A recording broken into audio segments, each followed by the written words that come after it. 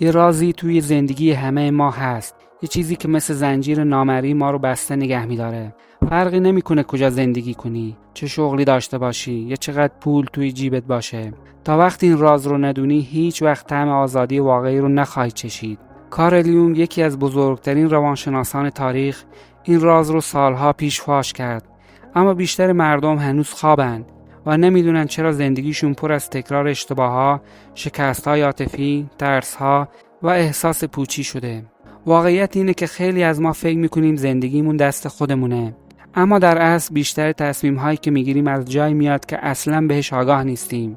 انگار یه نیروی پنهان از پشت صحنه داره ما رو هدایت میکنه و یونگ اسم این نیرو رو گذاشت سایه. تا وقتی اینو نشناسی ممکنه فکر کنی داری زندگی میکنی، در حالی که داری طبق سناریوی نانوشته‌ای بازی میکنی که هیچ وقت خودت انتخابش نکردی. تو این ویدیو میخوایم با هم بریم سراغ همون راز، چیزی که یونگ اسمش رو گذاشت سایه، و قول میدم اگه تا آخر این ویدیو بمونی با یه حقیقتی روبرو میشی که میتونه همه چیز رو برات تغییر بده. پس قبل از این که وارد این سفر بشیم، همین الان روی دکمه سابسکرایب بزن، چون توی این کانال ما قرار عمیق‌ترین رازهای فلسفه، روانشناسی و خودشناسی رو با هم کشف کنیم. تو هم یکی از اولین کسانی باش که از این محتواها آگاه میشی. بخش اول، سایه چیست؟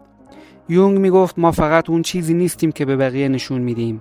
یه بخش پنهان هم داریم. بخشی که همه ترس‌ها، ضعف‌ها، عقده‌ها، خواسته‌های ممنوعه و حتی قدرت‌های سرکوب شدهمون اونجا قائم شدن. اون بخش همون سایه است. مثال وقتی از کسی متنفر میشی، خیلی وقتا دلیلش این نیست که اون آدم بد باشه، بلکه اون آدم چیزی رو بهت یادآوری میکنه که خودت توی وجودت سرکوب کردی.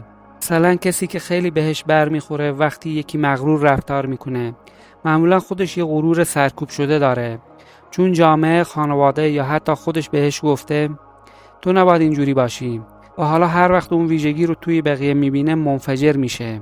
بخش دوم، چرا سایه خطرناک است؟ یونگ هشدار میداد اگه سایت رو نشناسی، اون سایه کنترل زندگی تو میگیره.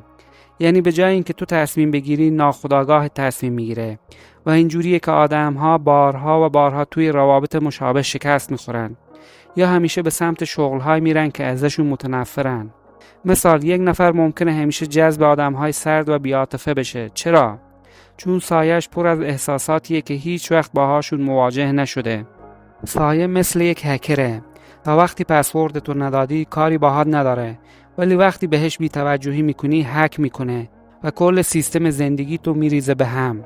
اگه تا اینجای ویدیو حس کردی حرفا با تو واقعی تر از چیزی که فکر میکردی دارن ارتباط میگیرن، یعنی سایه داره از پشت در بهت سیگنال میده.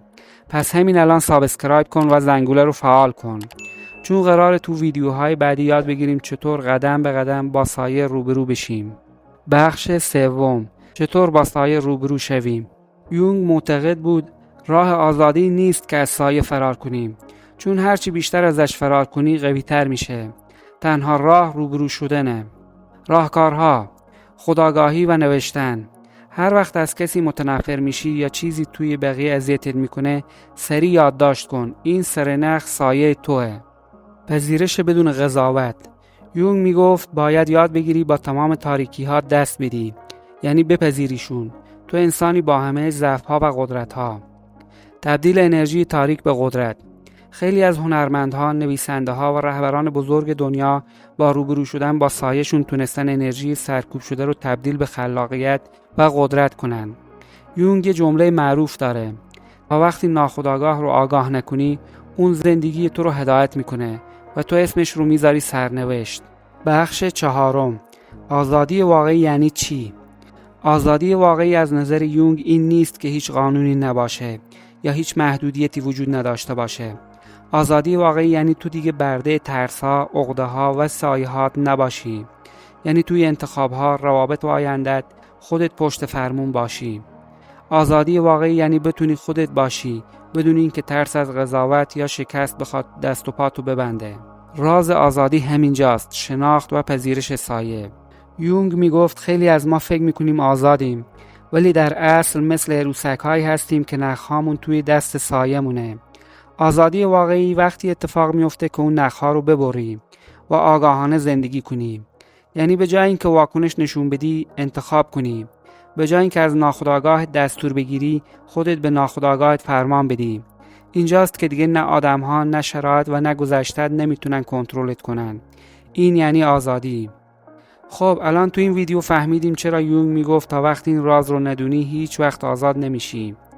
راز همون سایه بود، بخشی از وجودت که سالهاست داره تو رو هدایت میکنه بدون اینکه بفهمی. یادت باشه هیچ کس نمیتونه بهت آزادی واقعی رو هدیه بده. نه سیاستمدارها، نه جامعه، نه حتی نزدیکترین آدمهای زندگیت. آزادی یه مسیر درونی و شخصیه که فقط خودت میتونی شروعش کنی.